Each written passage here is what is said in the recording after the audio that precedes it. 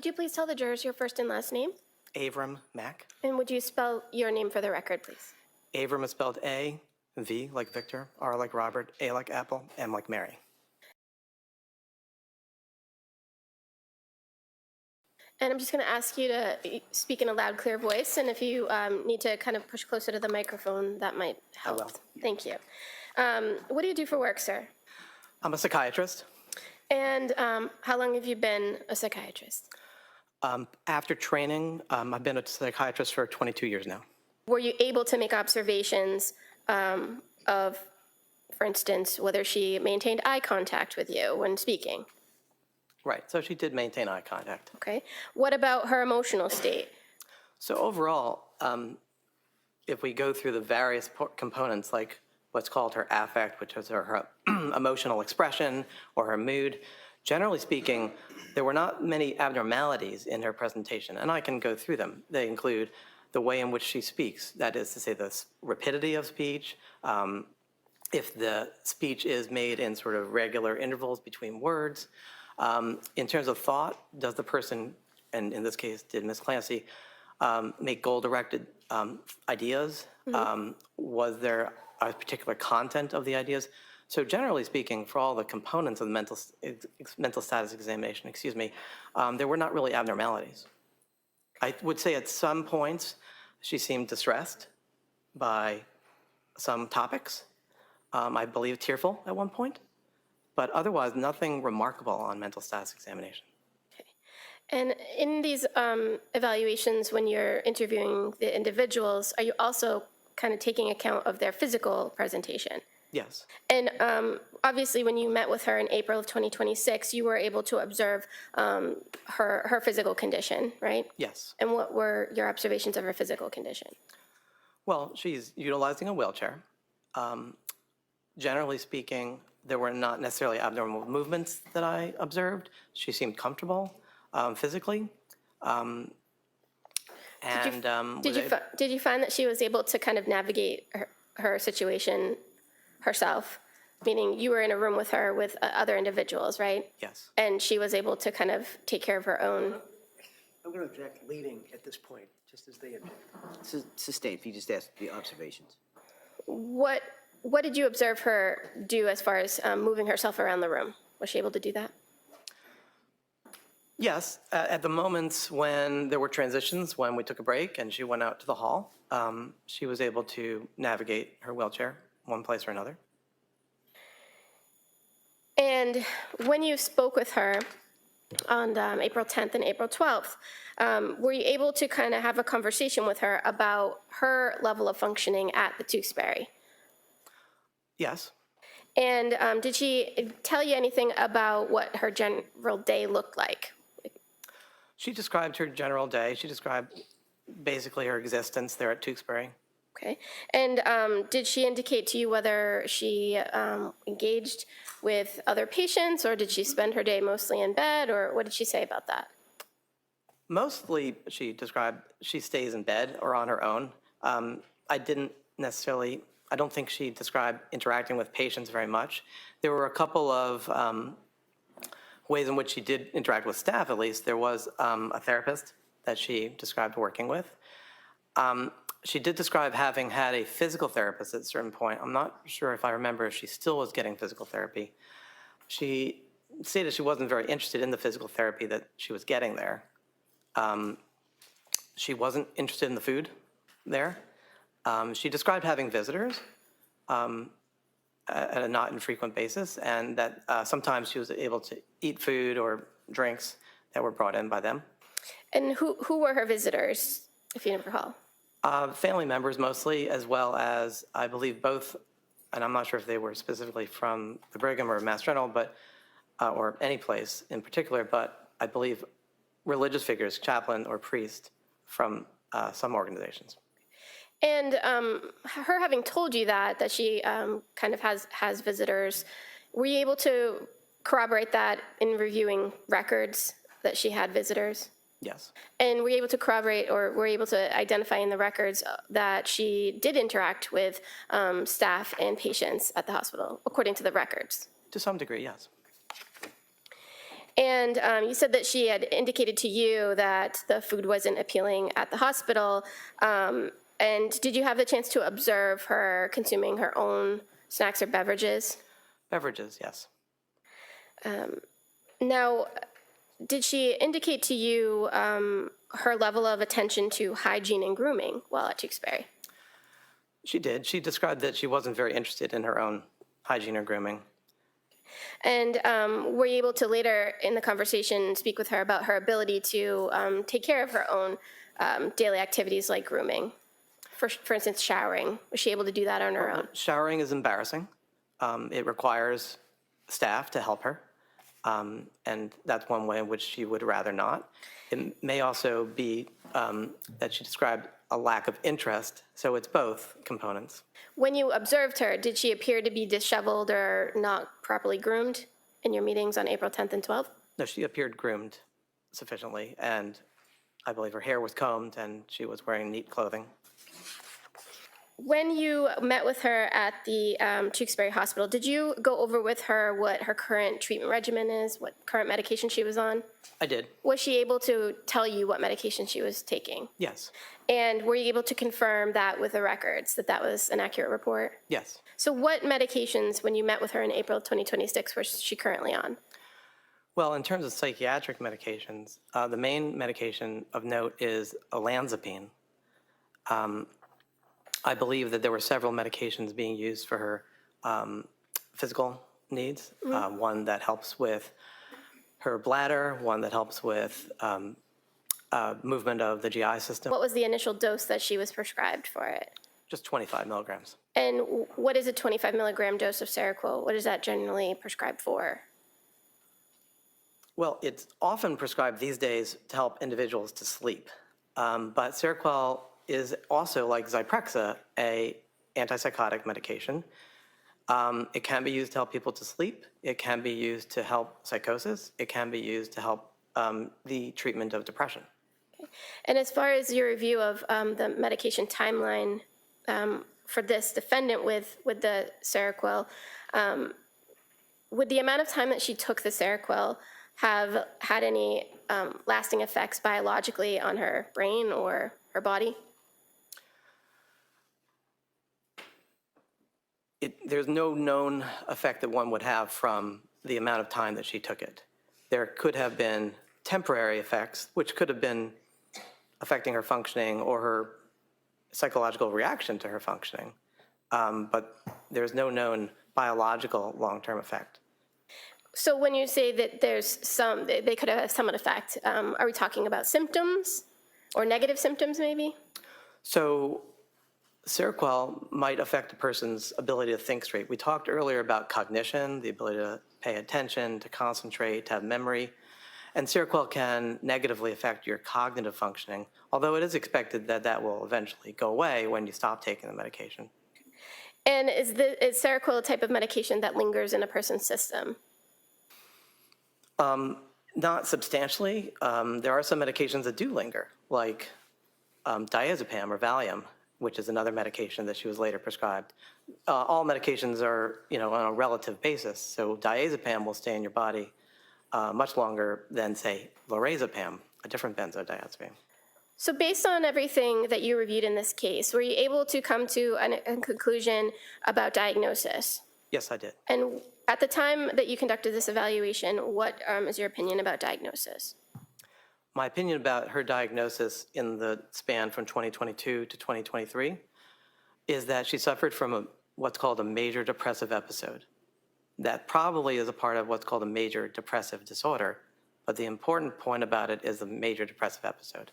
What made you come to that conclusion based on her presentations? The information about her feelings and the progression of her illness highlighted that it was best represented by a major depressive episode.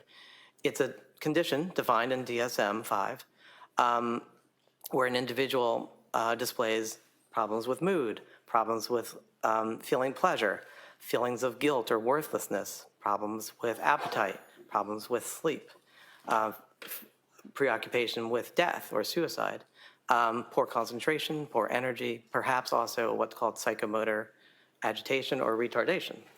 So one doesn't necessarily need to show all of those, but as it is in the DSM criteria sets, one needs to have a certain threshold. And her history and her description of her experience, in my view, matched a major depressive episode. Okay. Were you able to identify that she presented with anxiety at various points? Yes, very much. And did you also make observations of obsessive thinking?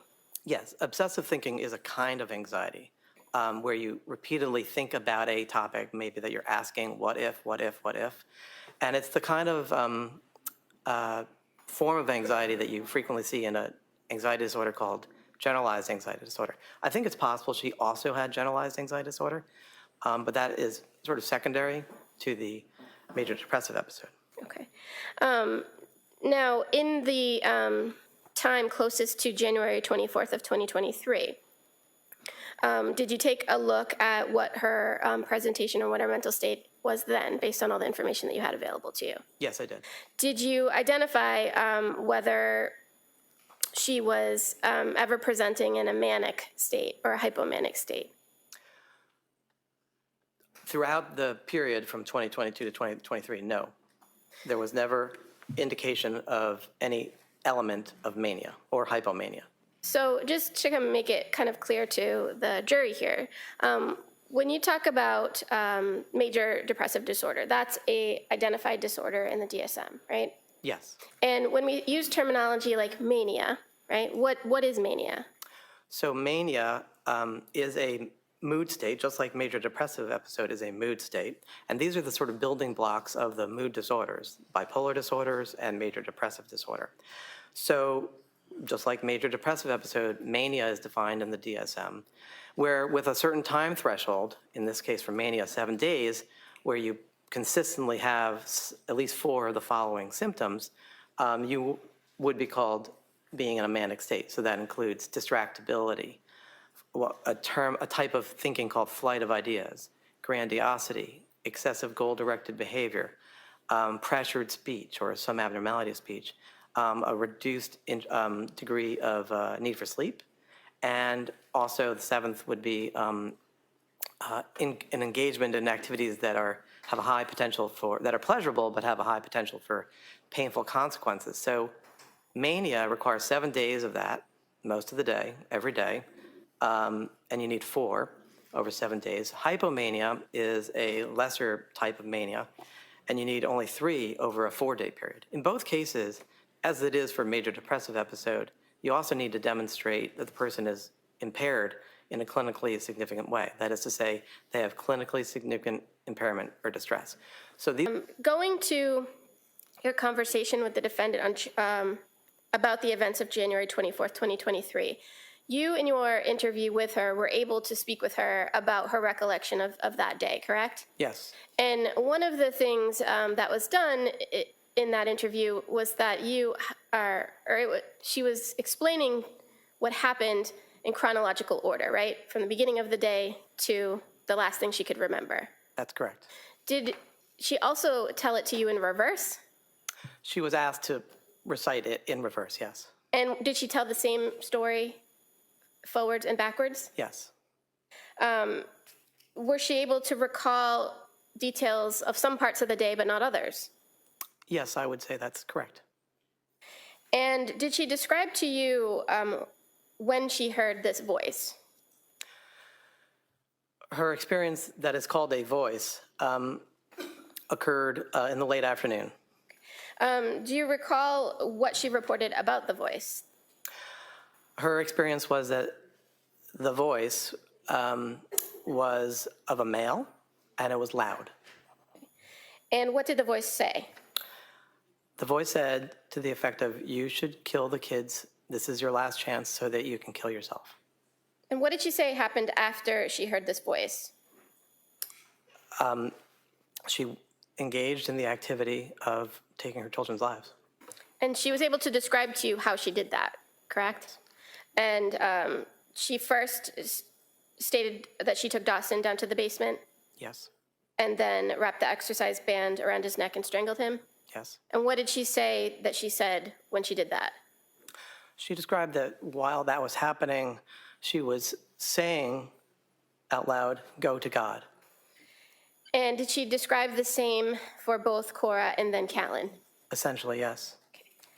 And the voice that she said she heard, was it one time or more than one time she heard the voice? Multiple times is what she described.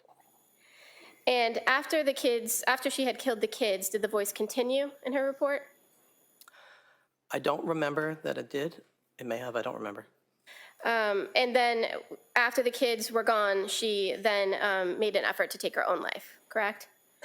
And how did she do that?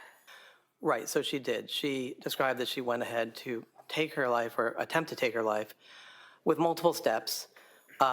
She went to her room upstairs in the house and took the various medications that were present. She cut at her wrists and at her neck, and then she caused herself to fall from the window. Okay, and as far as going out the window, did she tell you whether she had to do anything with the screen? She described to me that she cut the screen. Okay. And then she dove out the window. Well, objection, that's not what he said. Well, what did she do after she cut the screen? She fell from the window. Did you ask her, or was there conversation about the phone call that she received from Patrick? There was. And was she able to clearly identify when the call came from Patrick? I don't exactly recall exactly when, but it was sometime in the around 18 to 20 minutes that this was happening that she received that call. Do you recall if part of the conversation about the timeline of events, whether the voice came as soon as Patrick left the house or before or after the phone call? My recollection is that it happened as soon as Patrick had left. Now, were there some things in what she was telling you about the events that was different from what you reviewed from other information in this case? Can you say that again?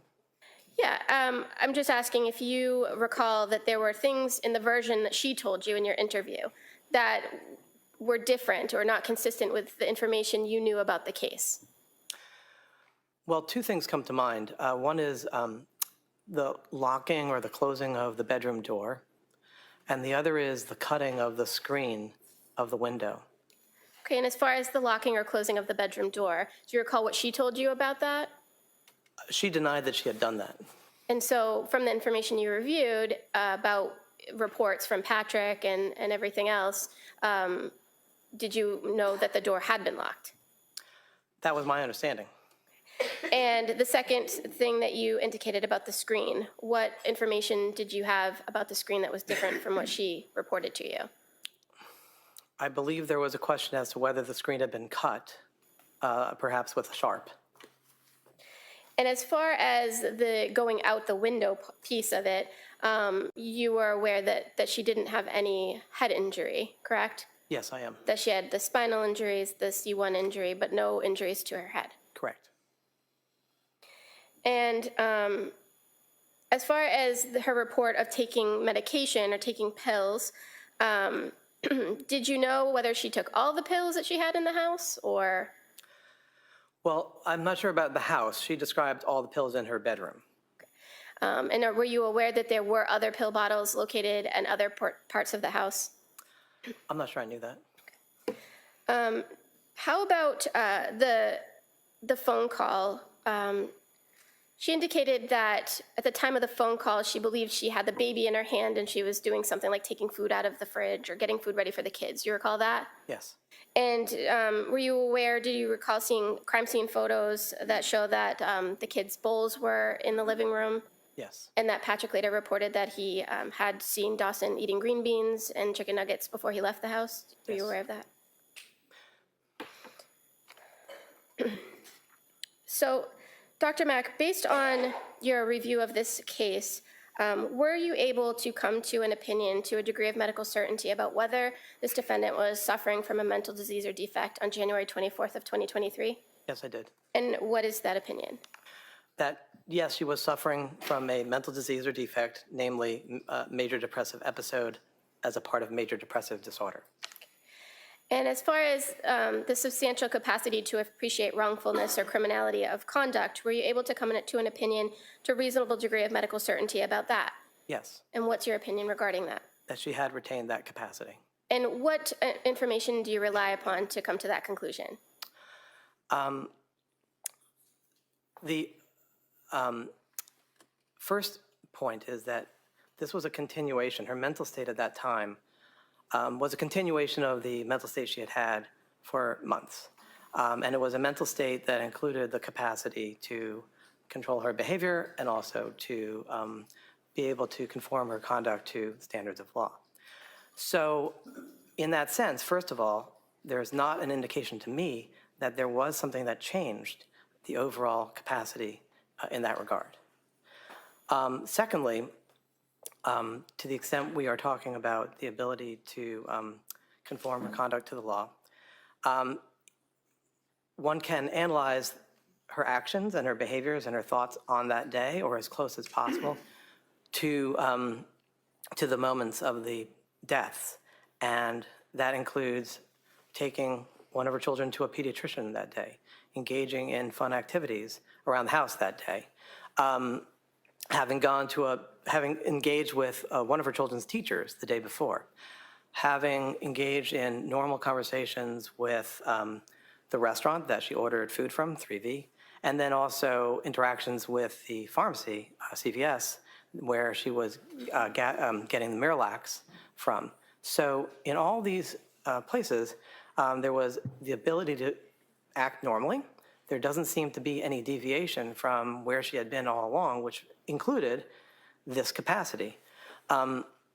Furthermore, I would add that as a part of her interactions with the community or in driving, she had abided by law and abided by standards of the community at all those times. So there isn't necessarily, to me, any way in which that deviated that afternoon. So you're speaking about her ability to conform conduct, which is one of the things we're talking about here. But I want to go back to the appreciation for wrongfulness or criminality. As far as that goes, were you able to form an opinion about that? Yes, sorry about that. That's yes. okay. So what's your opinion about her ability to substantially conform, or excuse me, her substantial capacity to appreciate the wrongfulness or criminality of her conduct? So I again would go to thinking about what had been her state of mind for at least the month prior, the several months prior, and in all that time, there wasn't any feature that indicated that she didn't have that capacity. But furthermore, when there were moments when she thought about harming the children, when she had the thoughts about that, she was aware in those moments beforehand that that was wrong or against the law, and that she could be punished for such an act. You're referring to the December conversation with her husband and her mom? Yes, and her thoughts about the idea that if anyone knew what I was thinking, the children might be taken away from me. And also, did the fact that she hadn't had any significant medication changes during that time period, does that also inform your opinion about that? Well, as that aligns with what I was saying before about how, while depressed, her mental state was relatively stable. It was perhaps improving, I'm not sure about that, but it was stable. Vote to strike that if he's not sure about it. All right. That answer is stricken. All right. So the fact that she hadn't undergone any more significant medical or medication changes, I should say, did that signify to you that she had been in the same kind of state she had in the months before? Yes. Okay. Now, what about the interaction with Dr. Tufts on January 23rd? Did anything about that suggest that there were any concerns or distress that would have changed her ability to appreciate wrongfulness of her conduct? No. In that interaction, she displayed normal thinking and the ability to think ahead and to navigate the world. And what about the statements that she referred to when she was killing the kids, the go to God? Does that inform your opinion? It does. And why? My understanding is that the sentiment, go to God, is a way of bestowing or thinking about the children as innocents and as ones who hadn't done wrong, while what she was doing was the opposite, was wrong, or could be construed as wrong. And so go to God not only was a hope for the children, but also a description of the situation. Okay, and what about the report from her that the voice was telling her, this is your last chance? Is that significant to identify whether she would have had some knowledge or known that it was something that was wrong? Well, to the extent that it was seen as her last chance, yes, because there was an awareness that it was something that would be disallowed by their father. And as far as after the incident, when she woke up at the Brigham and Women's Hospital, you're aware that she had reported to the staff there that she was horrified, correct? Yes. And so the fact that she immediately afterwards identified that she was horrified, does that go to her capacity to appreciate the wrongfulness of her conduct? Yes. One can consider that her mental state, once she was removed from the dexmedetomidine, was similar to what it had been on January 24th. And in that regard, the feeling of horror, the feeling of shame that comes from being horrified indicates that she was aware that it had been the wrong thing to do. And then finally, just to go back to the substantial capacity to conform conduct, you've told us a little bit about that, about the fact that her condition hadn't really changed all that much. You outlined what she did that day. But is there anything else to consider, based on everything that you reviewed, that would indicate to you that she did maintain the substantial capacity to conform her conduct to the requirements of the law? I think that in the household, she was engaging this activity methodically, which highlights to me that there was an ability to conform her behavior to expectations of living in a household. What do you mean methodically? As I understand the deaths, they were done methodically, and I think you asked me about that earlier, one by one, in a way that was organized and that was intended to achieve a particular goal. Similarly, her attempt at suicide was organized and thoughtful in a sense that it included as many possible methods as possible. And as far as the killings of the children methodically, did she report to you in any way that she was given direction by this voice on how to complete the act and what exactly to do? No, she did not. And what about the call with Patrick? Is there anything about that indicates that she maintained some control or the ability to control herself, where she did engage in a short conversation with him?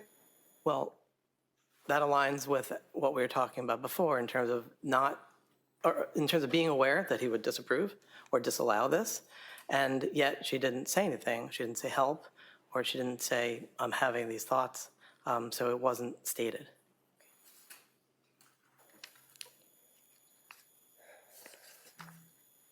So again, as far as your overall evaluation of this defendant, Lindsay Clancy, regarding the events of January 24th, 2023, what ultimately is your opinion to a degree of medical certainty regarding criminal responsibility?